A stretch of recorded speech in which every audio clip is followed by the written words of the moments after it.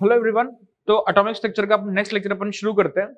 Last lecture में अपन ने है ना कुछ वेव की प्रॉपर्टीज वगैरह अपन ने समझ ली थी, है ना। स्पेक्ट्रम वगैरह क्या था, ईएम वेव्स वगैरह क्या होती हैं, वो सब अपन ने समझ लिया था। ठीक है, कैसे उनके अंदर मैग्नेटिक और इलेक्ट्रिक फील्ड ऑसिलेटिंग वगैरह जो होती है उसमें, है ना, कैसे वो परपेंडिकुलर होती है एक दूसरे के, वो सब अपन ने समझ लिया था।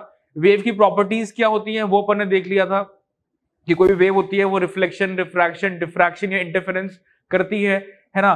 तो मैक्सवेल ने ये सारी प्रॉपर्टीज ऑब्जर्व करी थी और ही सेड कि जो ईएम वेव जो होती है क्या होती है, वो एक वेव की तरह होती है। ठीक है, EM radiation is like a wave, है ना। उसकी उसमें वेव की प्रॉपर्टी सारी की सारी क्या हो रही थी, एप्लीकेबल हो रही थी एज इट इज। ठीक है, फिर कुछ और लोगों ने देखा कि जो अपनी जो ईएम जो है ना, जो इलेक्ट्रोमैग्नेटिक जो रेडिएशन है ना, उसके ऊपर में क्या हो रहा है, उसके ऊपर में मतलब प्लैंक्स क्वांटम थ्योरी, एक जो अपन पढ़ने वाले हैं आज में, फोटो इलेक्ट्रिक इफेक्ट या ब्लैक बॉडी रेडिएशन, ये तीनों जो फिनोमिना है वो भी बैठ रहे हैं उसके ऊपर में, वो भी वो मतलब जो ईएम रेडिएशन है वो भी शो कर रही है, तीनों फिनोमिना शो कर रही है ये वाले। ठीक है, तो फिर वो कंक्लूड नहीं कर पाया, है ना। मैक्सवेल कुडंट आंसर कि व्हाई, है ना, the EM radiation is showing all this phenomena together.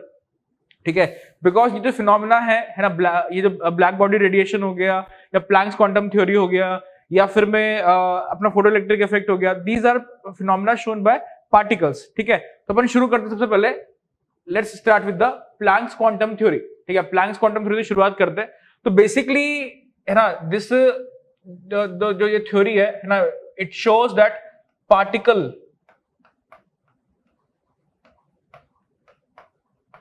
it shows a particle nature of light।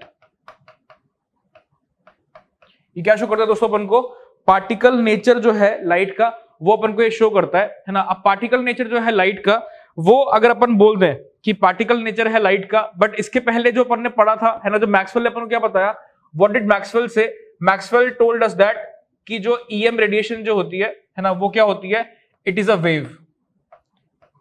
EM radiation क्या होती है, बेसिकली वेव होती है। ये किसने बोला अपन को, मैक्सवेल ने बोला। ये किसने बोला अपन को, मैक्सवेल ने बोला। ठीक है, फिर प्लैंक सेड की जो ईएम रेडिएशन होती है ना, बेसिकली होता क्या है कि कोई भी एटम जो होता है ना, कोई भी एटम या कोई भी मॉलिक्यूल जो होता है वो ईएम रेडिएशंस को एब्जॉर्ब या एमिट कर सकता है ना। कोई भी एटम या मॉलिक्यूल जो होता है ईएम रेडिएशंस को एब्जॉर्ब या एमिट कर सकता है। अब कोई भी एटम या मॉलिक्यूल जब ईएम रेडिएशंस को एमिट करता है ना, ये एब्जॉर्ब करता है, तो वो किस फॉर्म में करता है, इट इज एब्जॉर्बिंग और emitting in form of small packets of energy, है ना। जो ईएम वेव जो वो एब्जॉर्ब या एमिट करेगा वो किस फॉर्म में करेगा, पैकेट्स ऑफ एनर्जी के फॉर्म में करेगा। Now this is also EM wave. ठीक है, this was given by Planck and it was particle nature. ठीक है, ये किसने दिया था, ये प्लैंक ने दिया था। तो प्लैंक ने क्या बोला कि जो ईएम वेव जो होता है ना, वो इस तरीके से छोटे छोटे पार्टिकल्स से मिलकर बना होता है और इन हर पार्टिकल की कोई एक स्पेसिफाइड एनर्जी होती है। ठीक है, तो ये ईएम रेडिएशंस को बनाते हैं, है ना। और उनकी एनर्जी वगैरह क्या होती है वो फिर अपन देखने वाले हैं अभी, है ना। That we will see what is the energy of this particular particles. But according to Planck what was the theory, है ना, आप इसको अपन एग्जांपल से समझ सकते हैं, बहुत इजी सा एग्जांपल है। ठीक है, जैसे सपोज करो ट्यूबलाइट से लाइट आ रही है ना, ट्यूबलाइट से लाइट आ रही है। ठीक है, तो बेसिकली अगर आप इसको ऐसे समझें, है ना, कि आप इसको इस तरीके से समझ सकते हैं कि कोई भी सोर्स जो है ना, कोई भी सोर्स जो है, ये सोर्स हो गया अपना और ये अपना हो गया रिसीवर। ठीक, तो यहां से ये पार्टिकल्स निकलेंगे और यहां पे रिसीव हो जाएंगे। ये बात समझ में आ रही है आपको। ठीक, यहां से निकलेंगे और यहां पे रिसीव हो जाएंगे। अब देखो पार्टिकल्स, है ना, पार्टिकल है मतलब कुछ ना कुछ तो उसके अंदर डिसकंटिन्यूटी होगी, है ना। कुछ पार्टिकल है तो क्या कुछ ना कुछ तो इसके अंदर डिसकंटिन्यू होगी। ठीक, अब डिसकंटिन्यूटी है ना। जैसे मैं कह रहा हूं कि जो ये ट्यूबलाइट से जो लाइट निकल रही है ना, यहाँ पे जो एनर्जी जो मुझे मिल रही है, वो एनर्जी मुझे किस फॉर्म में मिल रही है, ये small small packets of energy के फॉर्म में मिल रही है ना। These are the packets of energy, these are packets of energy.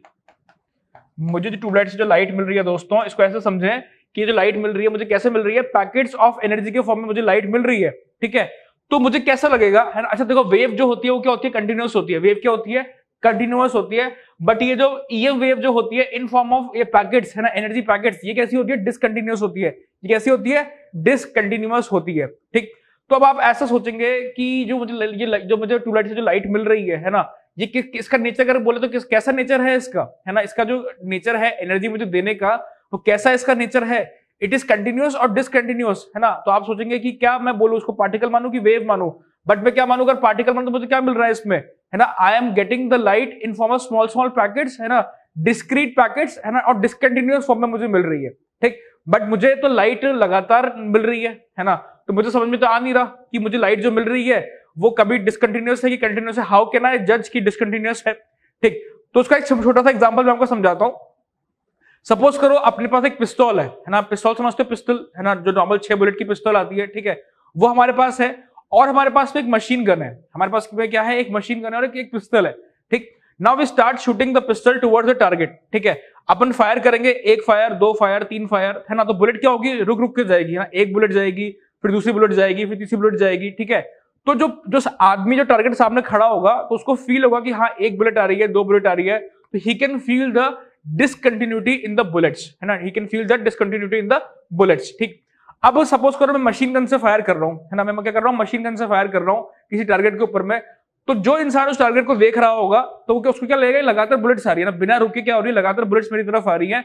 तो कुछ इस तरीके से यहाँ पे भी हो रहा है ना, कुछ इस तरीके से यहाँ पे भी हो रहा है कि जो पैकेट्स हैं वो क्या आ रहे हैं, पैकेट्स लगातार आ रहे हैं, पैकेट्स क्या आ रहे हैं, लाइट के लगातार पैकेट्स आ रहे हैं लाइट से, ठीक है, और उनकी जो साइज है वो इतनी छोटी है ना, साइज उनकी क्या है, बहुत छोटी छोटी साइज के पैकेट्स है। तो हमको ऐसा लग रहा है कि जो पैकेट्स मिल रहे हैं कैसे मिल रहे हैं हमको, कंटिन्यूअस फॉर्म में मिल रहे हैं, कैसे मिल रहे हैं पैकेट्स हमको, कंटिन्यूअस फॉर्म में मिल रहे हैं, उनके अंदर कोई डिसकंटिन्यूटी नहीं है, ठीक। तो सिंपल अपन ने क्या बोला कि इलेक्ट्रोमैग्नेटिक जो रेडिएशंस है ना, कोई भी एटम और मॉलिक्यूल जो है ना, of a substance can emit और एब्जॉर्ब इलेक्ट्रोमैग्नेटिक रेडिएशंस, ठीक है, वो क्या कर सकता है, इलेक्ट्रोमैग्नेटिक रेडिएशंस को एमिट या एब्जॉर्ब कर सकता है, ठीक। एटम्स और molecules emit energy in form of small packets, देखो मैं आपको बता रहा था, मैंने यहां पे लिखा हुआ है already, in form of small packets, these packets are called quanta.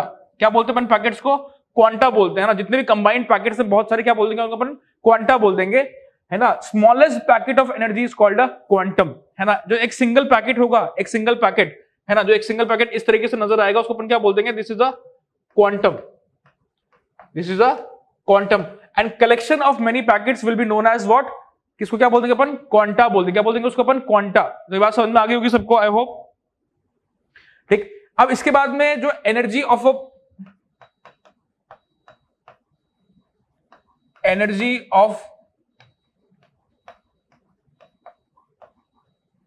Energy of quantum जो होती है ना, it is proportional to mu, mu is the frequency,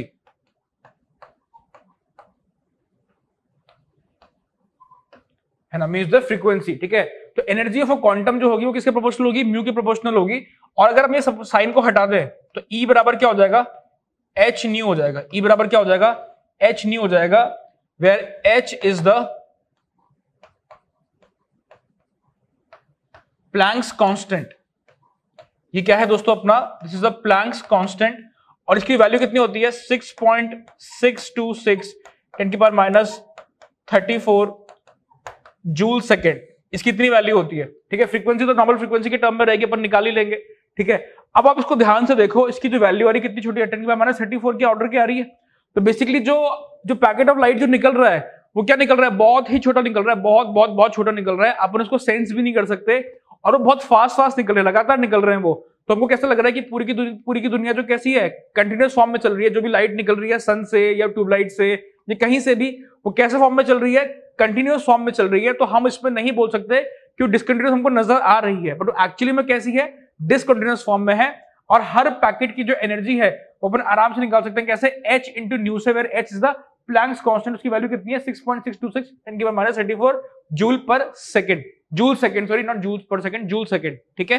तो अभी भी अपन ने जो डेरिवेशन था वो देख लिया, है ना। तो इसके बाद में कुछ इंपॉर्टेंट पॉइंट्स अपन समझ लेते हैं कि energy will travel in form of packets and target will receive in form of packets. ये अपन देख चुके हैं ऑलरेडी, है ना, कि जो एनर्जी होगी वो निकलेगी इन फॉर्म ऑफ पैकेट्स, है ना, सोर्स से, और जो रिसीवर होगा दोस्तों वो भी क्या करेगा, इनको पैकेट्स के फॉर्म में ही रिसीव करेगा, ठीक है। और एक वन कंप्लीट पैकेट रिसीव होगा, है ना, एक कंप्लीट पैकेट रिसीव होगा और एक कंप्लीट पैकेट यहां से भी निकलेगा। ऐसा नहीं होगा, ऐसा बिल्कुल भी नहीं होगा कि आप ऐसा बोलें कि आधा पैकेट रिसीव हो गया, ऐसा नहीं हो सकता। हम बोल ही रहे हैं कि जो क्वांटम है वो स्मॉलेस्ट एनर्जी का पार्टिकल है ना, एनर्जी का पार्टिकल के एनर्जी का पैकेट है, ठीक है। तो उससे छोटा और कुछ नहीं हो सकता है ना, जैसे अपन ने एटम में बोल देते हैं कि एटम सबसे छोटी चीज है, उससे छोटी चीज और कुछ नहीं हो सकती, वैसे ही ये क्या हो गई अपना एक एनर्जी का पैकेट हो गई जिसकी एनर्जी एच न्यू है। अब उसका अपन और टुकड़ा फर्दर नहीं कर सकते, this is the law which you can say. तो अपना जो एच न्यू है वो एक क्वांटम हो गया, एक सिंगल क्वांटम की एनर्जी कितनी हो गई, एच न्यू के बराबर हो गई, इससे छोटा आप नहीं कर सकते, मैं दोबारा दोहरा रहा हूं, ठीक है। तो जो एनर्जी ऑफ एन क्वांटा क्या हो जाएगा दोस्तों, एन इंटू एच न्यू हो जाएगा। वहां पे क्या होना चाहिए, एन की वैल्यू इंटीजर होनी चाहिए, कोई फ्रैक्शनल वैल्यू नहीं आनी चाहिए ना, कि आप बोलोगे 3/4 नहीं हो सकता, क्या 1/2 नहीं हो सकता, क्या नहीं, ऐसा नहीं हो सकता। मैथमेटिकली तो आप कर लोगे, बिल्कुल हो सकता है, बट एक्चुअली में अपना जो एन है वो फ्रैक्शनल नहीं हो पाएगा। आपको समझ में आ रहा होगा, क्योंकि ऑलरेडी बहुत छोटी चीज है, उसको अपन और फर्दर टुकड़ा नहीं कर सकते, उसको और फर्दर काट नहीं सकते, ठीक है। अब कुछ दो इंपॉर्टेंट पॉइंट्स अपन को ध्यान रखने पड़ेंगे, है ना, जो मैंने नोट बना के लिखा है कि quantum is the smallest packet that can be emitted और absorbed by a substance in form of electromagnetic radiation, है ना। ये बहुत ध्यान से समझेंगे इसको, स्मॉलेस्ट पैकेट है और फर्दर इसको तोड़ नहीं सकते, मैं आपको ऑलरेडी बता चुका हूं ये बात। एटम्स और molecules can absorb energy in integral multiple of H new only, ये भी बात मैं आपको ऑलरेडी बता चुका हूं, तो इसको यहाँ पे फटाफट नोट डाउन कर लेना अपनी कॉपी के अंदर में, कि जो इंटीग्रल मल्टीपल होगा एच न्यू का, खाली वही है ना मल्टीपल में आ सकता है और इनकी वैल्यू फ्रैक्शनल नहीं हो सकती, ये अपन अभी समझ चुके हैं, ठीक।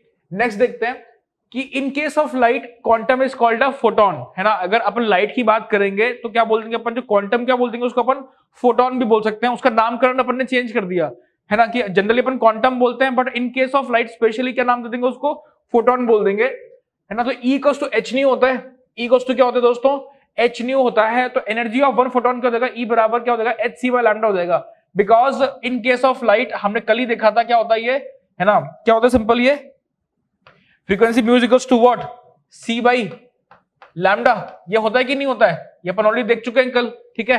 तो इसमें कोई कंफ्यूजन नहीं होना चाहिए कि E बराबर क्या हो गया, एच सी बाय लैम्डा हो गया, एच तो क्या प्लैंक कांस्टेंट है, वैल्यू अपन को सबको पता है, C की वैल्यू कितनी होती है, 3 इंटू 10 की पावर कितनी होती है, 8 मीटर्स पर सेकेंड, है ना। तो अगर अपन एन फोटोन का एनर्जी निकालेंगे तो कैसा आएगा, n times into h c by lambda, आसान है, तो बहुत इजी चीज चल रही है, बच्चों वाली चीज चल रही है। अब ये देखो थोड़ा ये चीज इंपॉर्टेंट है, हमने भी अभी देखा कि जो H और C है उसकी वैल्यू तो फिक्स है, वो तो चेंज कभी होने वाली नहीं है, ठीक है। तो हमने एक एनर्जी का एक फॉर्मूला बना लिया, है ना, एक शॉर्टकट बना लिया, basically this is a shortcut, this is a shortcut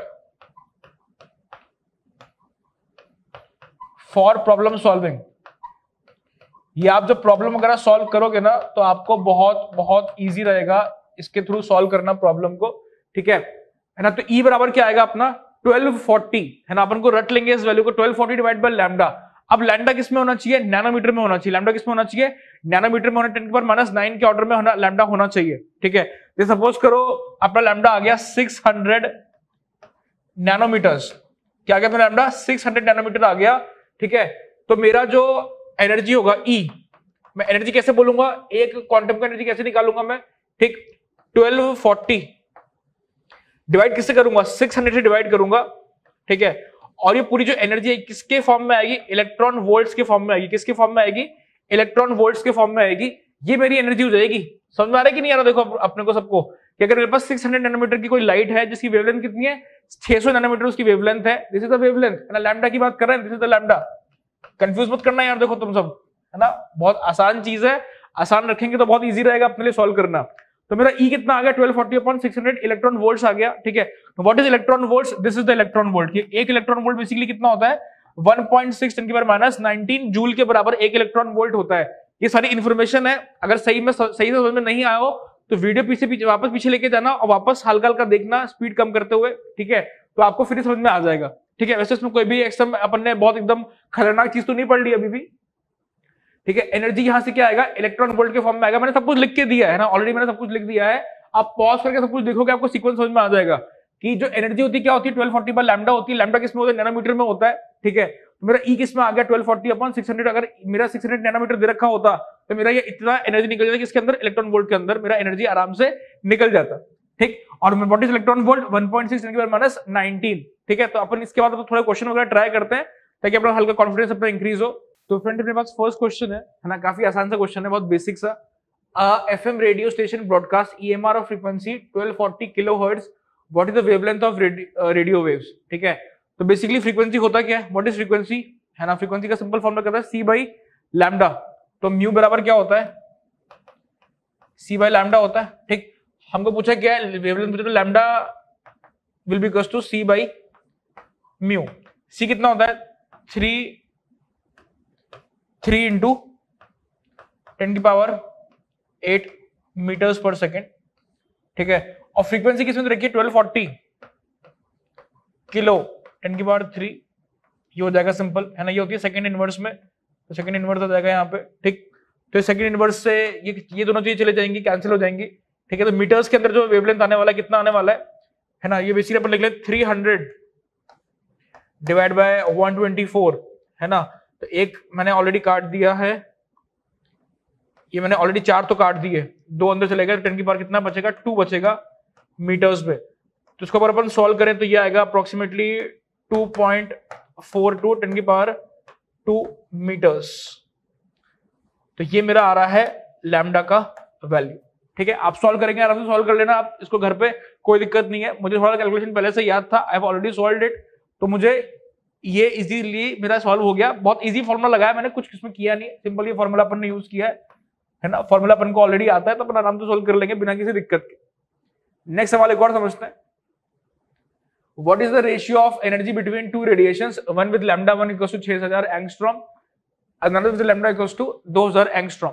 अब बेसिकली अगर मैं E1 बाई E2 का रेशियो निकालू, मुझे क्या निकालना है, रेशियो ऑफ एनर्जी निकालना है मुझे E1 बाई E2। अब मेरा E1 होता क्या दोस्तों, it is simply HC by lambda 1, है ना। ये E1 हो गया, और E2 कितना हो जाएगा, HC बाई लैम्डा 2 हो जाएगा। ये होगा कि नहीं होगा, है ना। लैम्डा 1 कितना है मेरे पास 6000 एंगस्ट्रॉम, लैम्डा 2 कितना है मेरे पास 2000 एंगस्ट्रॉम। तो सिंपल अगर मैं इसको निकालू कितना आएगा मेरा, लैम्डा 2 अपॉन लैम्डा 1 आ जाएगा ये, और लैम्डा 2 दे रखा है मुझे 2000 बाई 6000, एंगस्ट्रॉम से एंगस्ट्रॉम चला जाएगा, ये आएगा 1/3। तो ये मेरा जो E1 बाई E2 का जो रेशियो मेरा कितना आ गया दोस्तों, 1/3 आ गया, ठीक है। बेसिकली होता क्या है, जो एनर्जी होता है वो प्रोपोर्शनल होता है 1 बाई लैम्डा के, है ना। तो जिसका लैम्डा ज्यादा होगा उसका एनर्जी अपने आप कम हो जाएगा, ये आपको मान के चलना पड़ेगा कि जिसका लैम्डा ज्यादा उसका एनर्जी कम, ठीक। Let's solve one more problem, बहुत सारे प्रॉब्लम सॉल्व करेंगे अपन आज। Calculate number of photons of light having lambda बराबर दे रखा है 100 nanometre which can provide 1 kilo joule of energy. मतलब 1 किलो जूल कितना मतलब हो गया, 1000 जूल एनर्जी प्रोवाइड करना चाहिए, है ना। अब ये तो आ गया बेसिकली अपना एनर्जी E। अब E बराबर किसके होता है ना, HC बाय लैम्डा होता है। क्या होता है, HC बाय लैम्डा।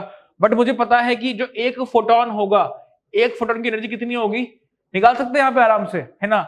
हमको निकालना है नंबर ऑफ फोटॉन्स, तो n सपोज करो नंबर ऑफ फोटॉन्स है ना, इनटू क्या करते हैं अपन 1240 डिवाइड बाई 100, ठीक है। अब ये आंसर आएगा इलेक्ट्रॉन वोल्ट्स में, ये आंसर इसमें आएगा इलेक्ट्रॉन वोल्ट्स में आएगा, ठीक है।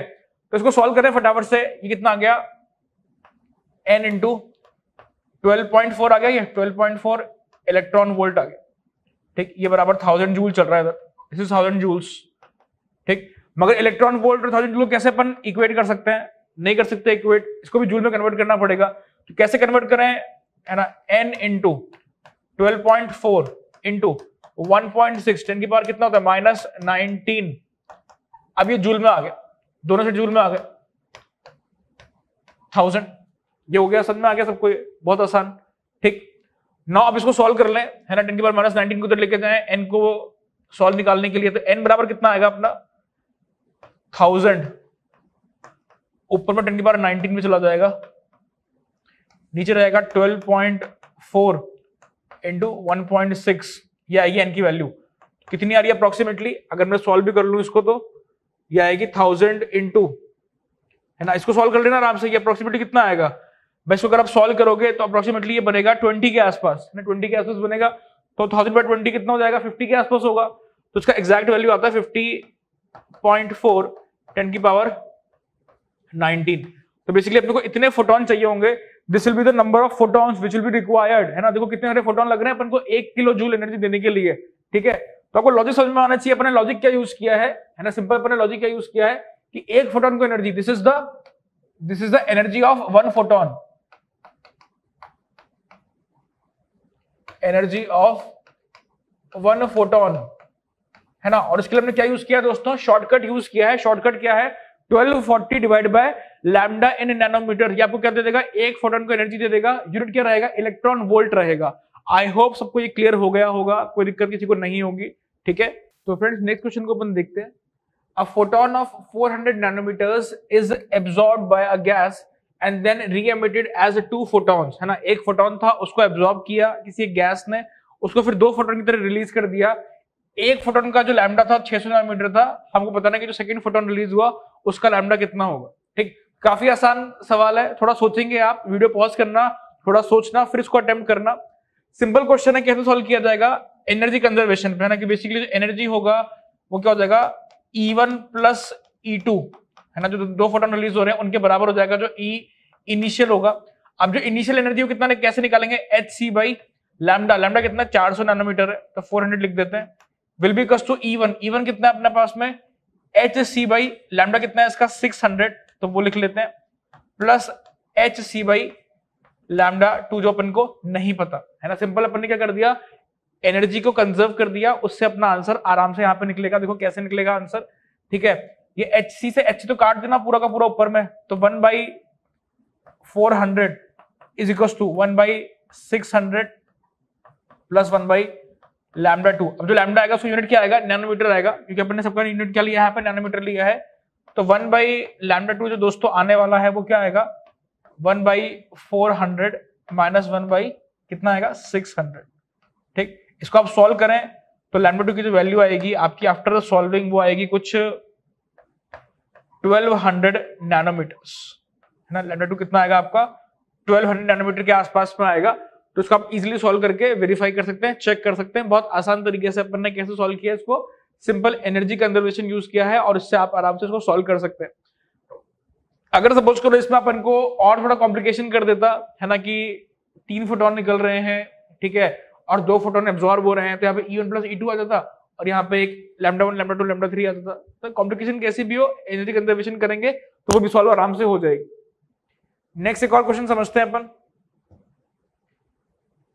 सवाल क्या है कि an electromagnetic radiation of wavelength, है ना, 248 नैनोमीटर्स, ठीक है, क्या रखा है अपन को 248 nanometre is just sufficient to ionise a sodium atom. कि अगर अपन ने इतना वेवलेंथ का अगर अपने लैम्डा डाल दिया, है ना, अगर अपन ने इतना लैम्डा का अगर अपने लाइट डाल दिया किसी सोडियम एटम के ऊपर में, तो क्या कर जाएगा, वो आयनाइज कर जाएगा, उसके अंदर का जो इलेक्ट्रॉन होगा, आयनाइज द सोडियम एटम।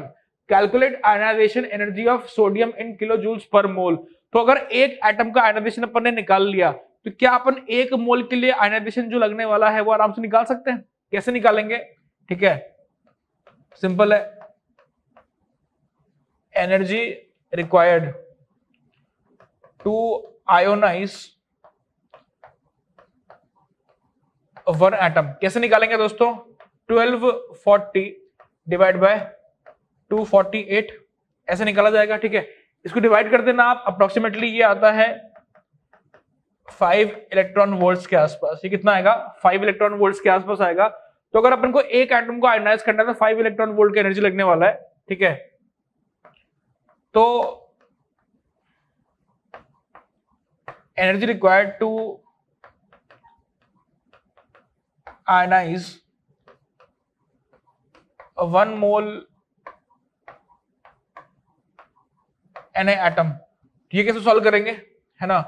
1 मोल होता कितना है, 6 इंटू 10 की पावर 23, है ना।